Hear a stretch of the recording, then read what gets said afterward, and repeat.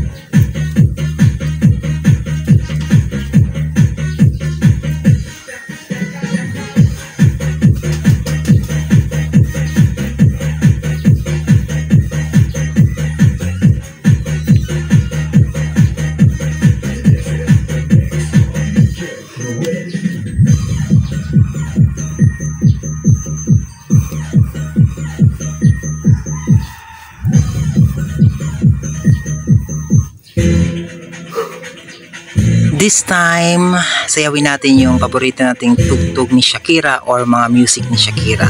Pero saglit lang kasi mahirap na.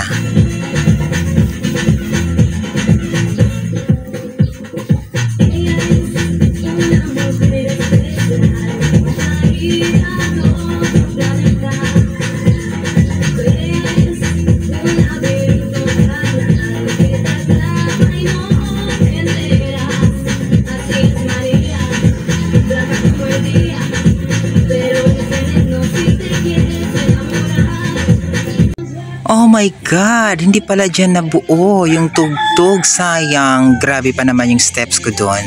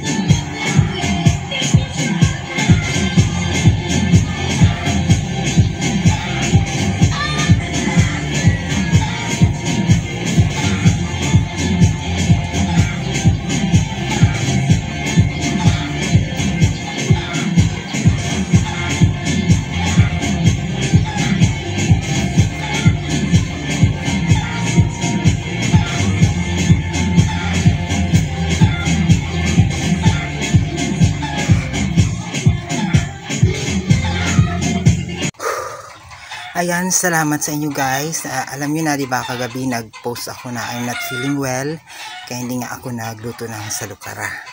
So ngayon, nag-exercise ako para nga pagpawisan ako and nangyari nga. So grabe. Nahapo ako kasi ngayon lang uli ako sumayaw. Natagalan akong hindi sumasayaw. Lagi lang ako nakahiga, nakaupo. Pagkatapos magluto ng salukara, nagpapahinga ako or dito lang sa bahay. Hindi na ako naglalabas-labas, hindi na ako nagsasayaw-sayaw. Kaya nga yung mga content ko, dito lang minsan sasama ako ng pagpislon. So, salamat sa inyong panonood. Sana sabayan nyo ako sa aking Zumba exercise para lumit yung tiyan ko kasi naging bloated yung tiyan ko after 2 weeks na hindi ako nagsasayaw. So ayan, gusto ko ibalik yung tiyan na manipis. Ngayon kasi para akong kaya nga meron akong supporter kasi grabe, ang hirap kumilos ng malaki ang tiyan. Kaya sa mga gustong maging fit yung body, maging magkaroon ng bewang, maging sexy, samahan nyo na ako sa pagda-dance exercise. So, kahit malang sa isang linggo, makasayaw tayo ng 2 or once, no? Kahit mag-isang beses lang, makasayaw tayo. So, again, thank you so much. Bye!